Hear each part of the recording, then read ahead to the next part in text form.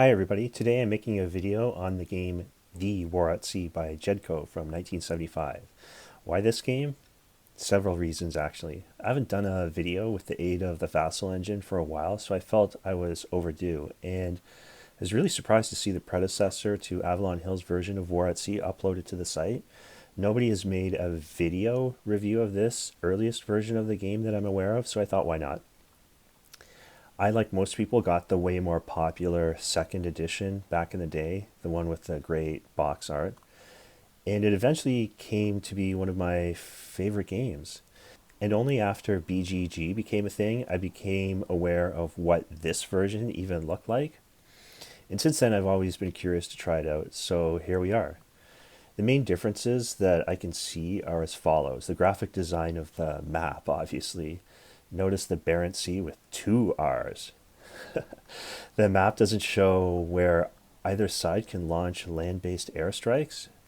You have to consult the rules every time, I guess, if you can't remember. So just so you know, German can use land-based air in the Barents Sea, Leningrad, Baltic Sea, the Mediterranean, and Malta, while the British air can attack France, Germany, Italy, and the Mediterranean. By comparison, Avalon Hill's map is more detailed, but still very ugly with gaudy, loud, clashing colors. The point track is shorter here. It only goes up to 8 in either direction. Avalon Hill changed it to 10. And we'll get into scoring in more detail later, but notice in this version of the game, the North Sea is worth 0 points for the British. I think that's interesting. Now, eventually, I'll do videos featuring physical copies of the game. I have different versions of it. I have a modified board to accommodate the first General Magazine's variant with the addition of French ships that flip sides or scuttle after turn 2, and it has the Gibraltar naval base on it. I have a beautified deluxe fan-made map. I have pretty much everything. But for now, I just think it would be best to revisit the pure base game before I get into revisions and cover the expansions and variants. At least that way I'll have a better context for evaluating all the stuff that comes later.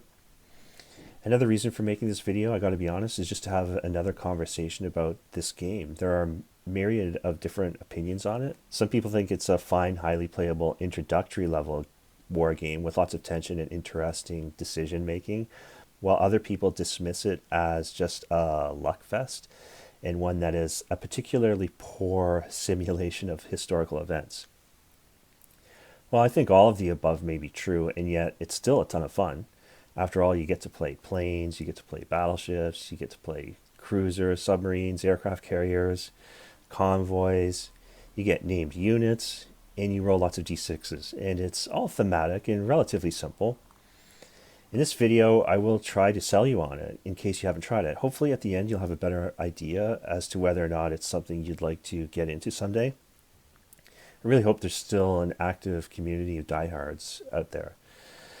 So this video won't be a formal review per se. It will be more of a hybrid video. It will be more like a conversation about gameplay and rules laid over a turn summary session report.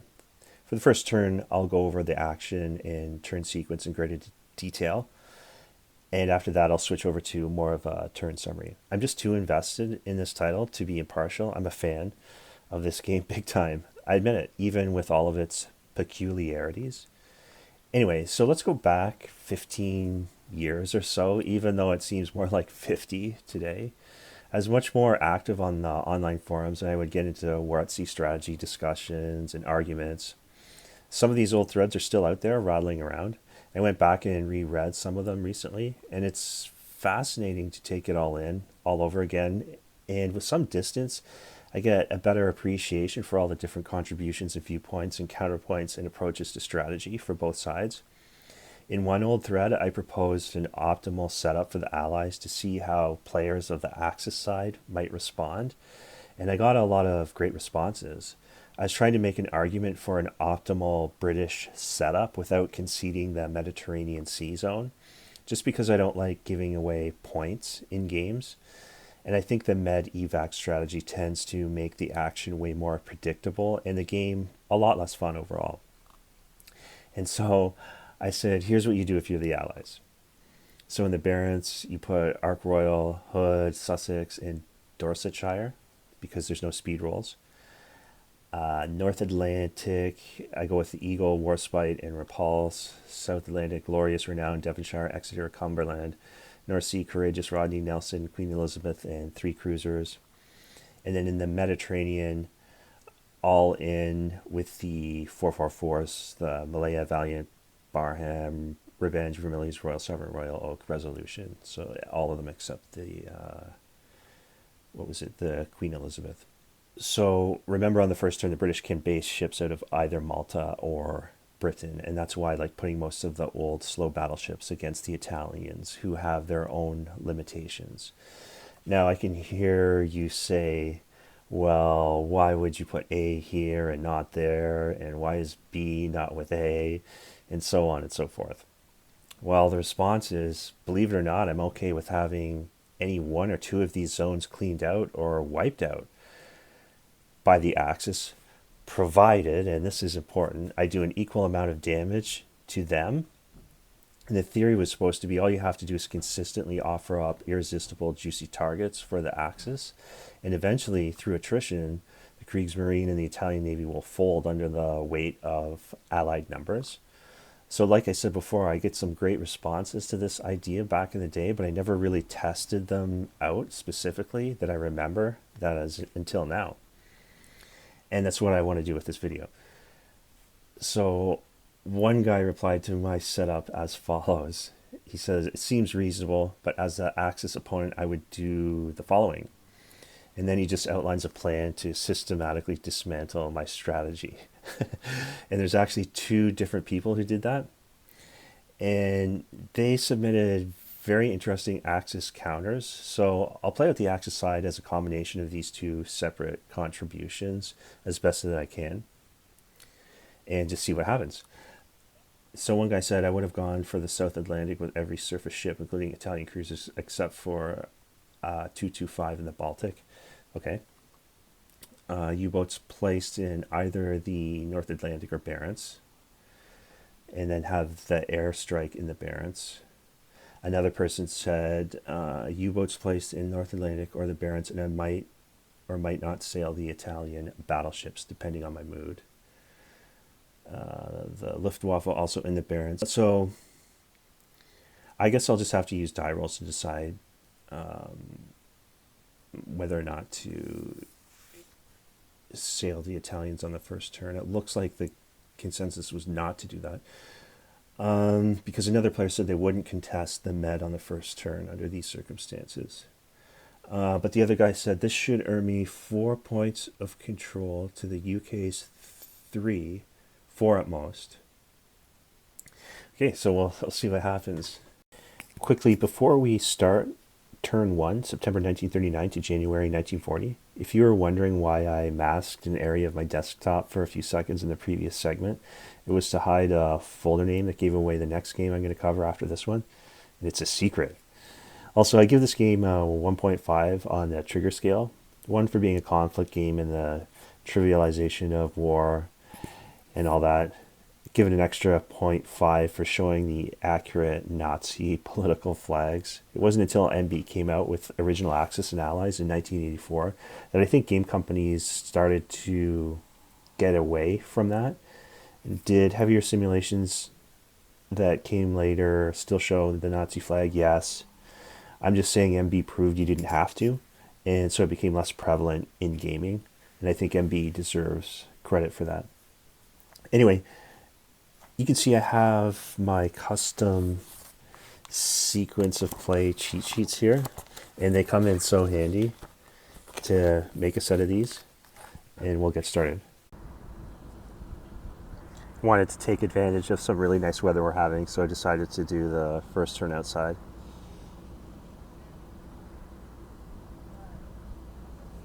So you can see I already did the reinforcement phase, already did the Allied Sea movement and repair, and Axis Sea movement and repair, and U-boat placement phase. And you'll notice the 3 wolf packs enter the Barents Sea.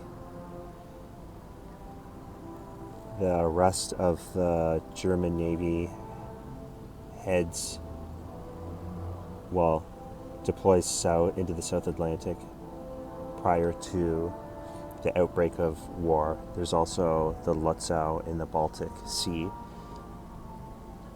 2 of the German battle cruisers will need to do speed rolls just to reach the South Atlantic. The British do not have to make any speed rolls because all the ships that I placed in the Barents are 7 movement factors. Yeah, so it's the Admiral Graf Spee and the Admiral Hipper have to make speed rolls. You got to get a 1 to 4 on a 1d6 roll.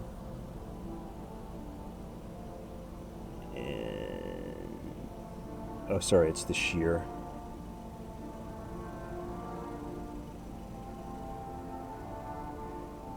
And the Graf Spee. So the Graf Spee does not make it. And roll for the shear. It's safe.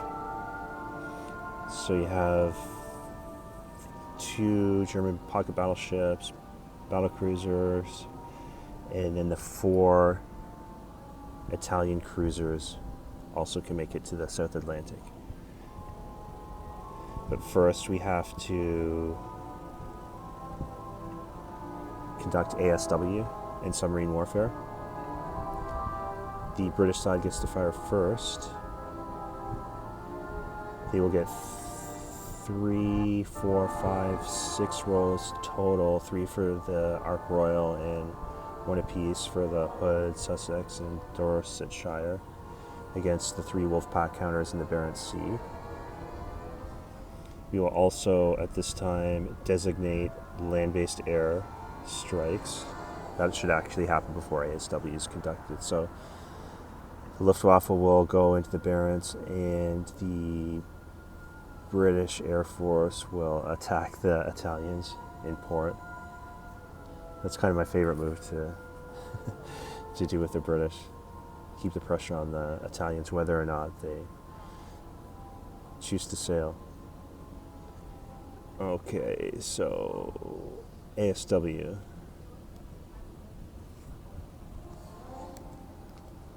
This is all pre-designated, so Ark Royal will attack each Wolfpack.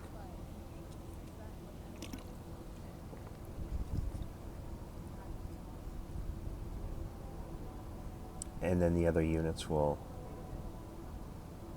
get a single attack.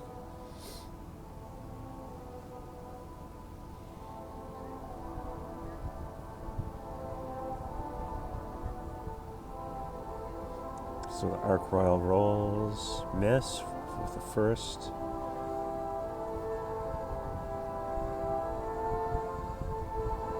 Miss with the second.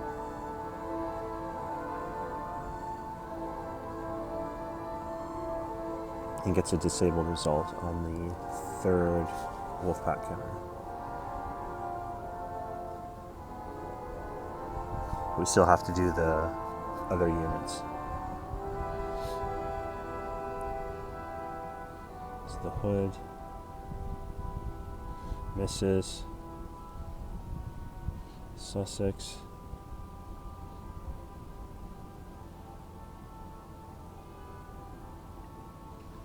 Misses.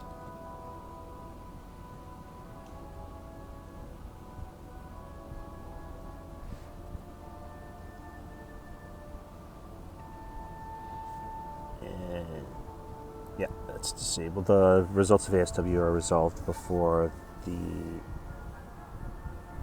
Germans get to return fire. So the next step is the surviving U-boats get to attack, and I think I will target the Ark Royal with both of them. See if I can get a hit here.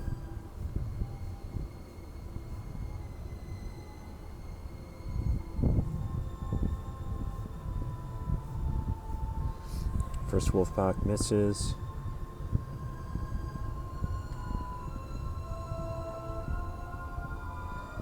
Second Wolfpack gets a disabled result. It won't matter in this engagement, really. Anyway, it's disabled.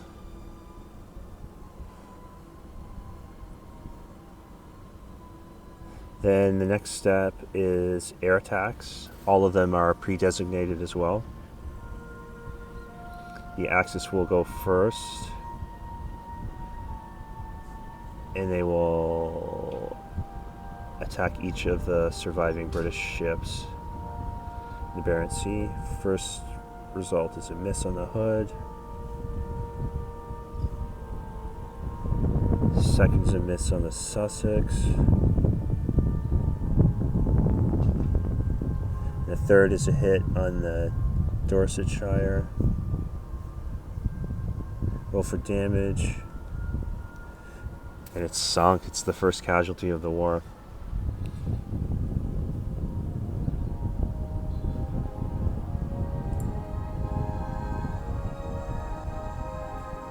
Dorsetshire sunk by land-based air in the Barents Sea. 1939 fall. Okay, let's see if the British can get any hits on the Italians in port. So they're going to get 3 rolls on 3 different targets. I always like to pick on the weaker units first. So we'll go on the Ciao Giulio first. That's a miss. Andrea Doria. That's a miss. Conti di Cavour. That's a hit. See if I can get a big damage here. We need a 4, 5, 6 here. Oh, get a 1. Superficial damage. Yeah, the Ciao Giulio is interesting because if you see pictures of it online, it doesn't have the first part of the name printed on the side of the ship. It's just the Giulio, and it has a V, the Roman V in the name. It's named after a ancient Roman sea commander, I guess. But yeah, it's weird how, I don't know where the Chow came from. Anyway. So now it is surviving ships conduct surface combat, and we have to move to the South Atlantic Ocean for this. You can see the 4 Italian cruisers link up with Gneisenau, Scharnhorst, Admiral Scheer, Hipper, and Blucher, and they're going to attack the Glorious, Renown, Devonshire, Exeter, and Cumberland. All of these attacks have to be pre-designated as well. The Allies select target pairings first. It is considered simultaneous, though. It's just the British side is resolved first. So, oh, and I forgot, I have to resolve the Gloriouses to air attacks first. So the first result is a disabled on the Zara.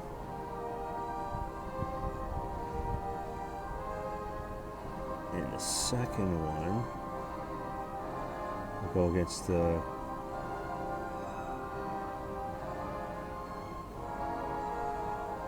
Grizia. It's a miss. Now you might be wondering, why wouldn't I attack the heavier Axis ships with the carrier planes, carrier-based airplanes?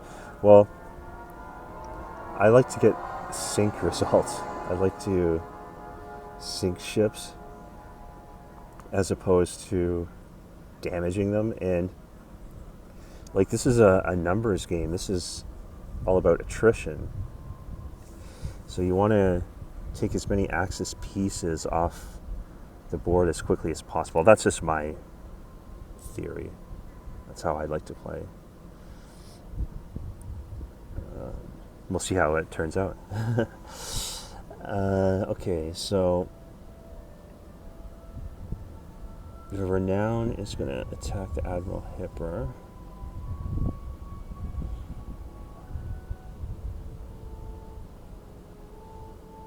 Devonshire will attack the Grizia.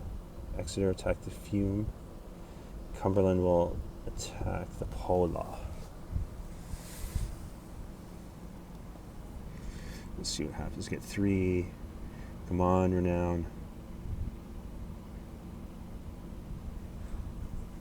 So we get 3 dice here.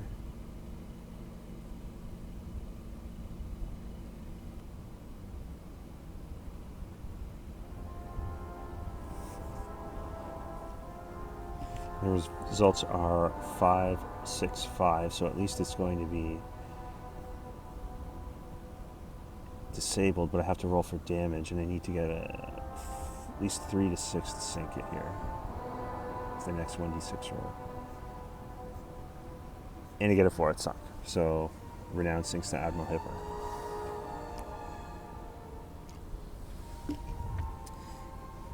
Now to Devonshire.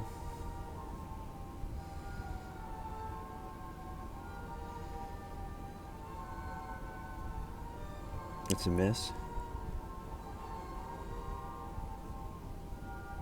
Exeter fires and misses. Cumberland. That's a miss. So even though Hipper is sunk, it still gets a chance to return fire. And now the Axis get to line up their shots. Also, they can overload the British screen in front of the Glorious. So as long as they attack every ship,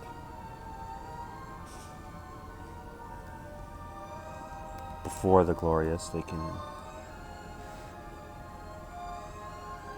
attack the aircraft carrier directly. So we'll put the Gneisenau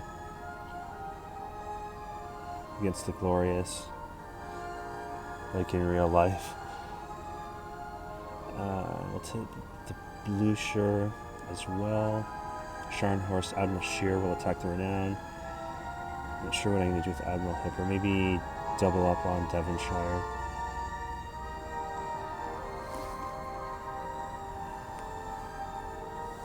Now, undamaged German ships get a targeting bonus, so they're going to disable on a 4 and hit on 5 and 6s.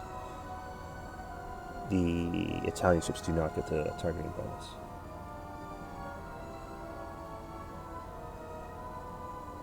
So I'm just going to start from the bottom. The Pola misses, the Fiume misses, Gorizia misses. Oh, the Italian Navy's not doing very well. The Admiral Hipper with its targeting bonus.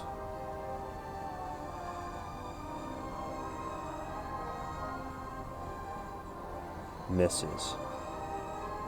So it goes to the eliminated pile now.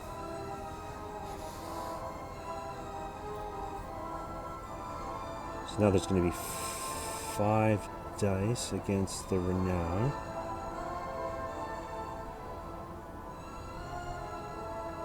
Ooh, so it's going to get a disable and 2 hits.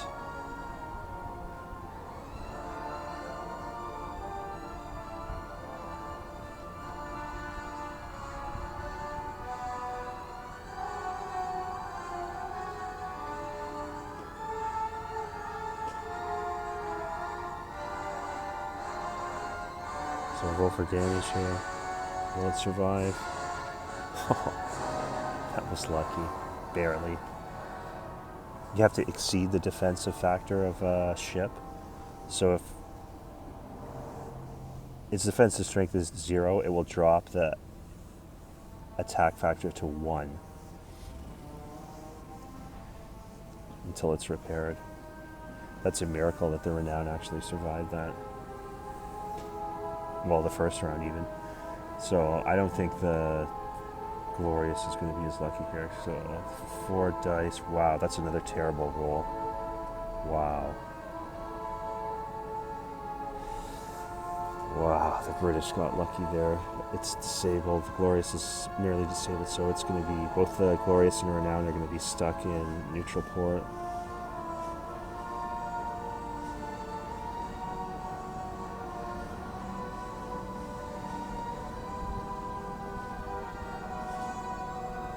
All disabled ships in the South Atlantic go to a neutral port, even though it borders England on the map.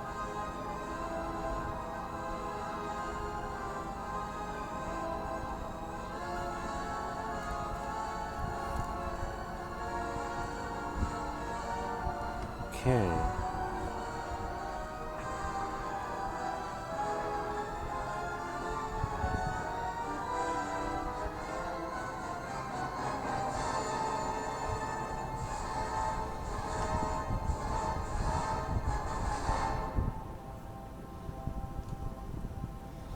So for round 2,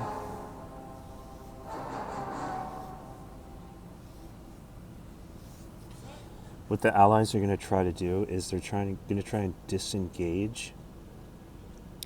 And the reason why they are trying to do this is because they can eliminate the slower Admiral Scheer from the second round of combat. It's slower moving, so it will not play a factor in the second round. So Devonshire is going to attack, miss.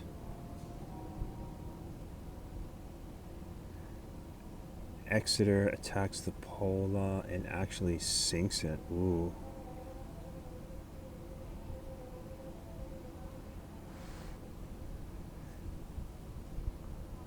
And the Cumberland.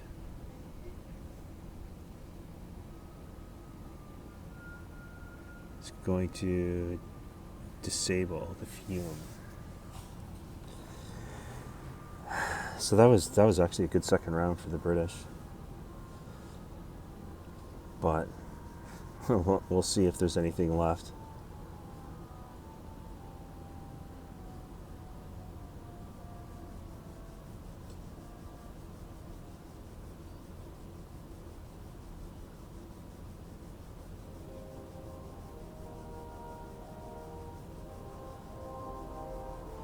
Okay, so second round.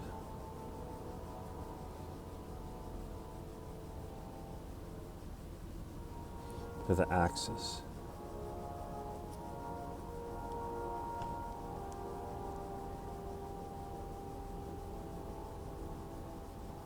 Fire the Gorizia first, they miss. Blucher with the targeting bonus.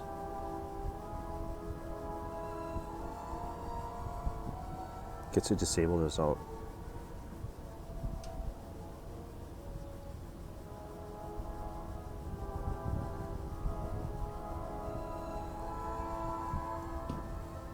Then I'll do the Gneisenau.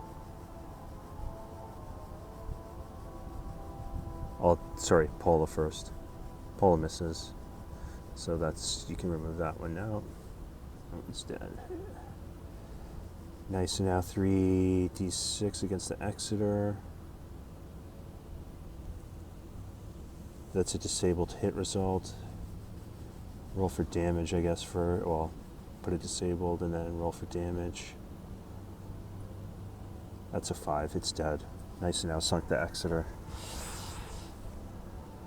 It's gone.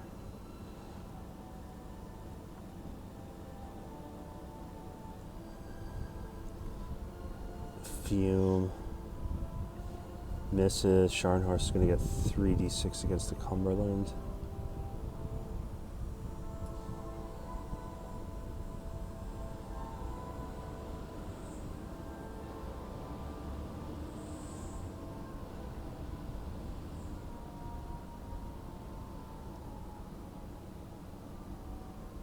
Disabled. Wow. I think the British have been lucky here.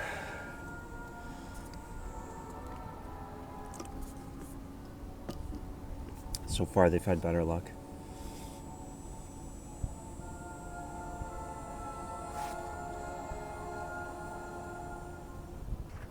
Okay, we're going to skip ahead to placing the control markers and return units to adjacent ports and the oil rolls. So I made oil rolls for the remaining German ships, and one of them actually failed. Oh, it was one of the Italian cruisers. So the pink ships can be placed anywhere at the beginning of turn 2, since they successfully oiled. And I placed all the flag markers So you can see the Allies control the Mediterranean Sea for 1 point. Axis control the South Atlantic for 3. Allies control the North Sea, 0 points. Allies control the North Atlantic for 1 point. And the Germans have the Baltic Sea for 1 point. And the Barents is contested since it had German submarines in it, Wolfpacks. So the grand total is +2 victory points for the Axis side. So the internet guys were right. It's a good counter to my opening. So this is what the board looks like after turn 2 reinforcements, Allied sea movement and repair, Axis sea movement and repair.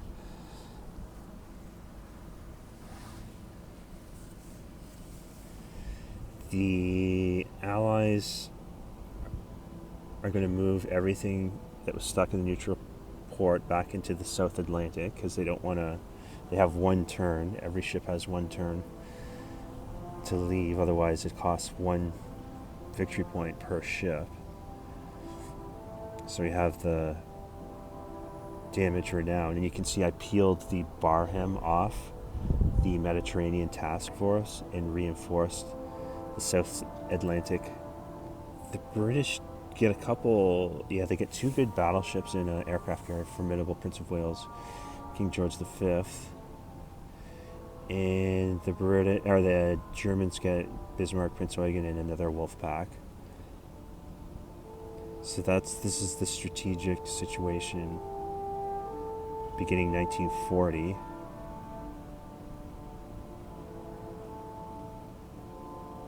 And that is going to be the British setup. So the question is, what are the Axis going to do here? So here's what I decided to do with the Axis.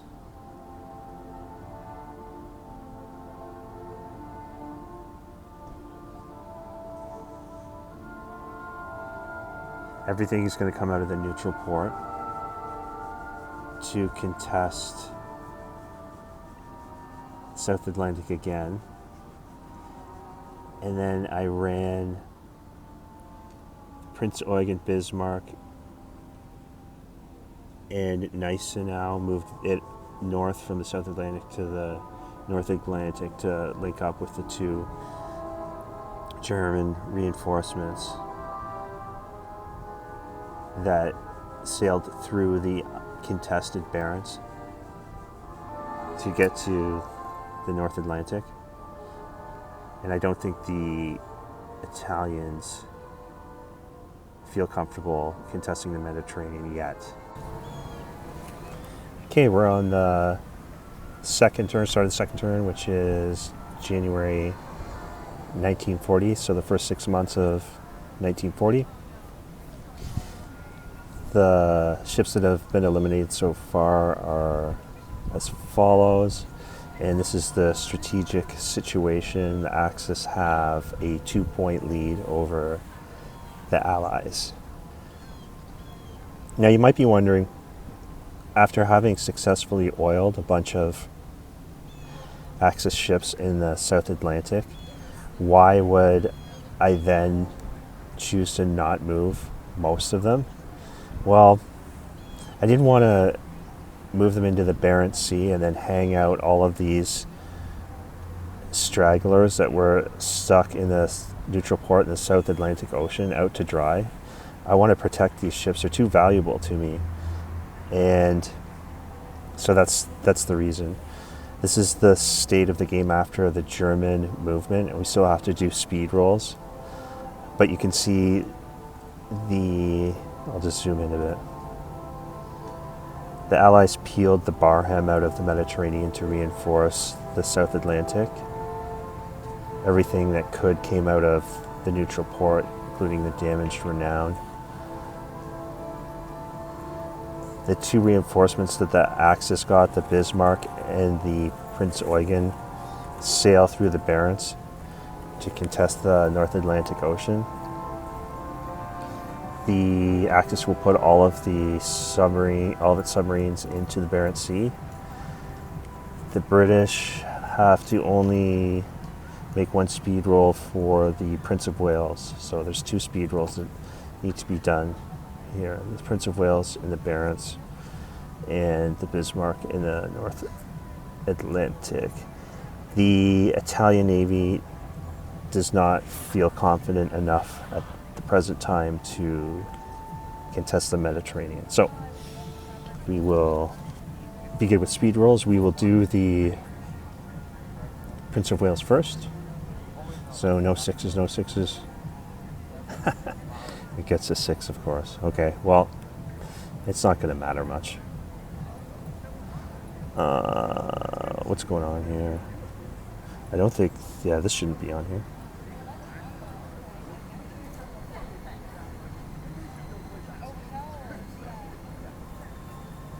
Let's see.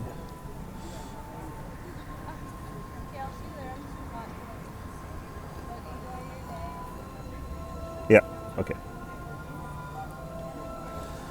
Okay, so we're set. So the Prince of Wales fails speed roll, and this is the most important roll thus far in the game, the Bismarck. Sailing through the Barents, come on. No 6s, no 6s, no 6s. Okay, he makes it. Okay. So place U-boats, you've already done that. All of them will go, 4 wolf packs will go into the Barents Sea. So now we remove control markers. Okay.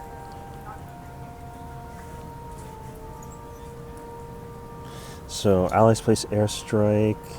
The Allies are going to continue to pick on the Italian Navy here. This is an investment. And the Germans, yeah, they want to go after these quality ships in the Barents Sea here. Now we conduct ASW. This is all pre-designated, so let's go like this. Ark Royal will go 1, 2, 3, and then Hood will go 1, and then Sussex. It'll be like that. So first ASW is a miss. Second from the Ark Royal is a miss. Third from the Ark Royal is a kill. Ooh. So I'll flip it. So that means the Kent really won't be able to do anything. And then so the Hood will get a shot. No, misses. Sussex. It's a disabled. Then the Norfolk. Oh, that's a kill too.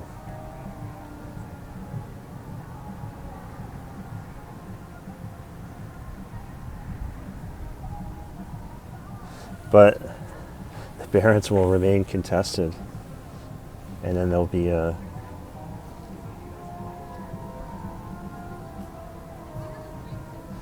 submarine attack as well.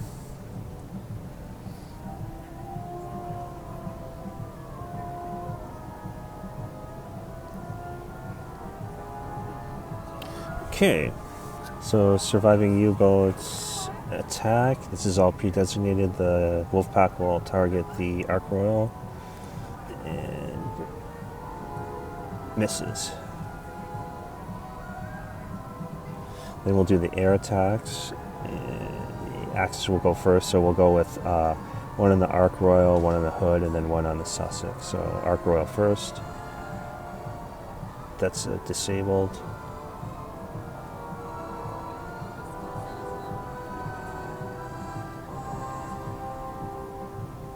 Hood. Ooh, that's a hit. So we'll roll for damage. Wow. Hood sinks from land-based air, and then the Sussex. That's disabled. Hood is destroyed. Wow, that was really successful. Let's see if the Allies can score some hits. So we'll just work our way around the port here. Giulio, Andrea, Conti di Cavour. So the first one, it's disabled. That doesn't matter, they're not going to sail anyway. The second one, nope, missed. Third one is a hit. That's on the Conti di Cavour. Anything above a 3 will sink the ship. It's a 3. So that will be repaired in 6 months, start of the next turn. Okay. Well, having the hood sunk by land-based aircraft is a real coup for the Germans. Okay, so surviving ships conduct surface combat, all attacks pre-designated. So Allies will... Well, let's do the North Atlantic first. And also we have to do the naval-based air attacks. I always forget to do that. So let's do the Eagle first. So it will attack the Bismarck, roll, miss.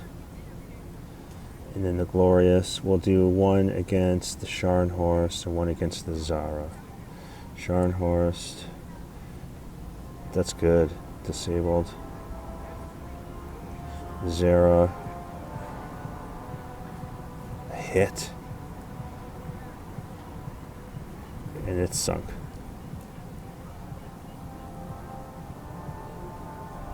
Wow. British making up for the success of the German land-based air.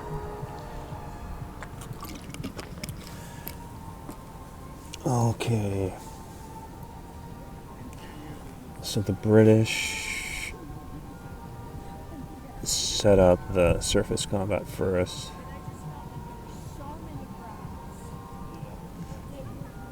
Yeah, this looks alright. The Germans can overload the screen anyway, so let's do the Eagle against the Prince Eugen. Miss. Warspite against the Bismarck. That's going to be disabled. And the Repulse against the Gneisenau. That's disabled. Okay, so now we'll do the return fire. We'll do Prince Eugen against Eagle.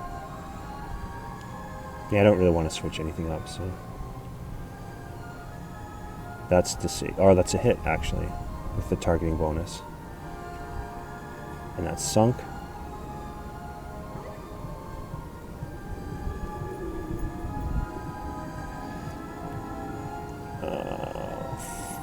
Bismarck against the Warspite.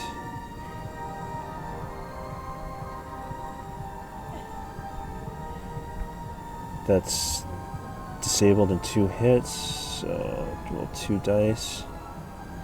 That's sunk. And then Gneisenau is 3 dice. 2 hits.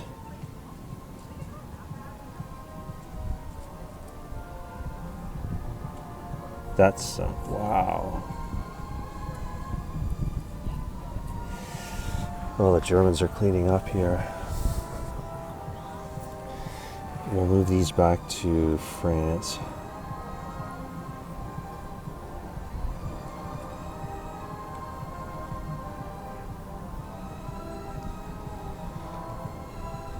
Wow, the Germans will control the North Atlantic for a turn. That's huge. Germans lost some U-boats though. Okay, so the South Atlantic. Let's see, I'm gonna put... Okay, so we'll do the South Atlantic now. Let's just set up the British pairings. Barham, Sharnhar should be in the neutral court. Barham, let's go after the Blucher. Damage renown would go after Italian cruisers.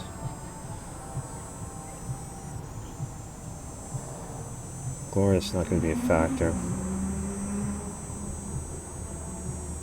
I'll do it this way. So let's go Barham against the Blucher.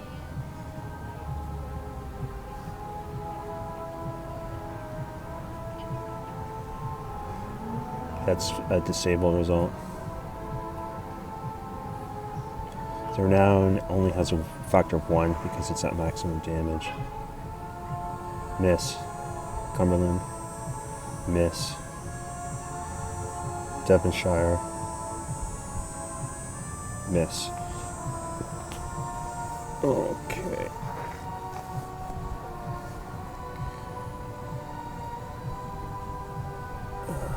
So let's see, 5, 1, 2, 3, 4, 5.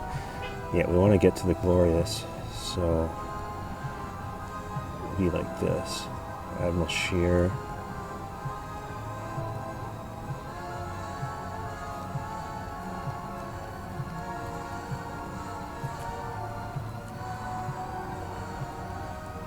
See, oh, you know, if I want to go after the Glorious, I have to attack everything else, so we'll do it this way. So Admiral Grasby against the Barham.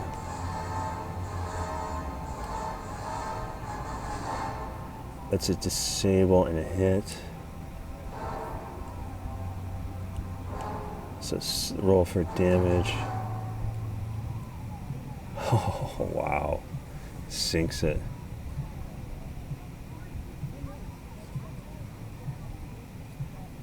So Fume against the Renown. Disabled again.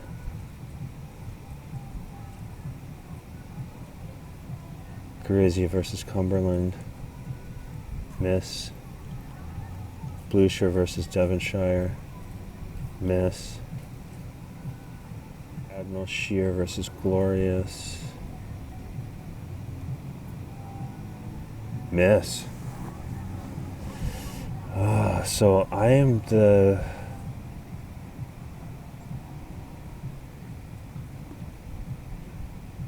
British are going to retreat, and that will leave these two in the dust. So we'll do cruiser battles. That's bad though. The Allies are going to lose both control of the North Atlantic and South Atlantic. But I'm trying to save lives here. Save ships. So Cumberland versus Fume. No. Devonshire versus Gorizia. Ooh, right. That's disabled. So Fume versus... Well, I'll just return fire. Fume. Hit. That's sunk. Gorizia, Devonshire. Miss.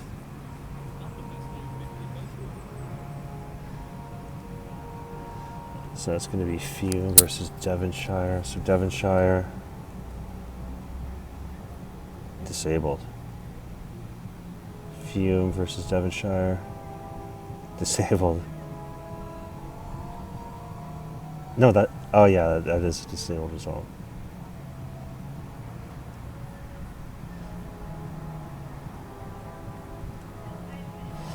And the Glorious is going to escape. So... Well, that's interesting results there. The British are going to lose a ton of points this turn, but they still have teeth.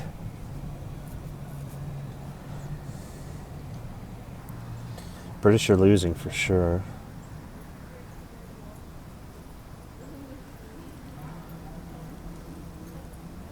But Yeah, the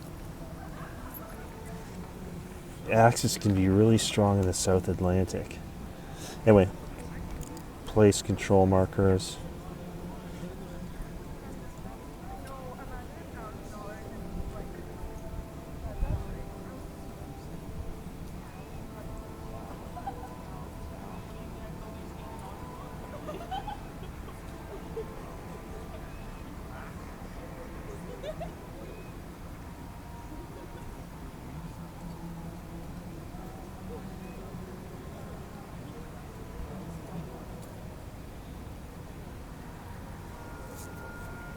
Okay, then we're going to have to oil the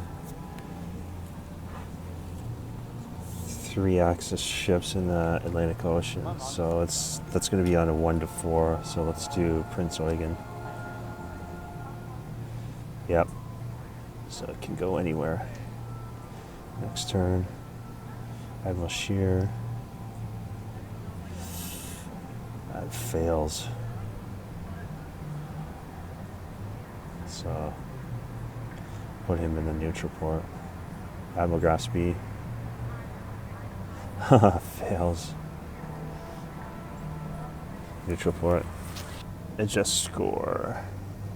This will be the situation to start turn 3. The Axis are going to get 6, 7 points, less 1.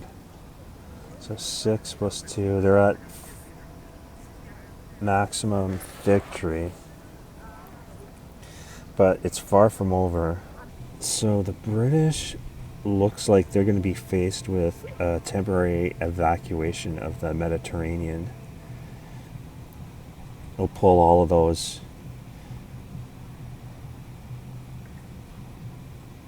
ships into the South Atlantic.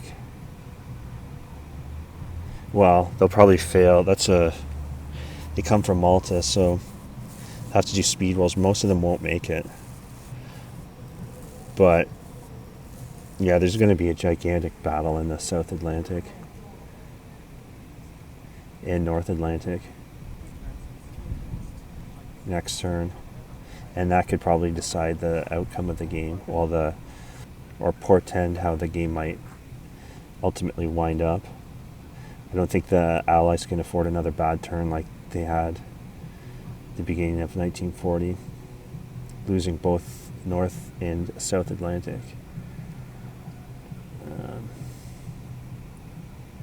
Yeah, it's going to be very interesting. Although, I mean, the Axis did lose 2 wolf packs. That's not good. And also the Russians may or may not sail in the Baltic. And there will be a convoy to protect in the North Atlantic as well. Anyway, I think I'm going to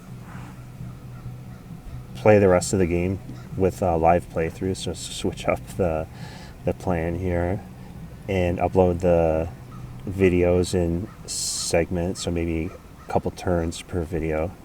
Anyway, I'm having a lot more fun making these videos and playthroughs than I ever thought, so it's one of my favorite games. Anyway, thanks for watching and stay tuned for the next episode.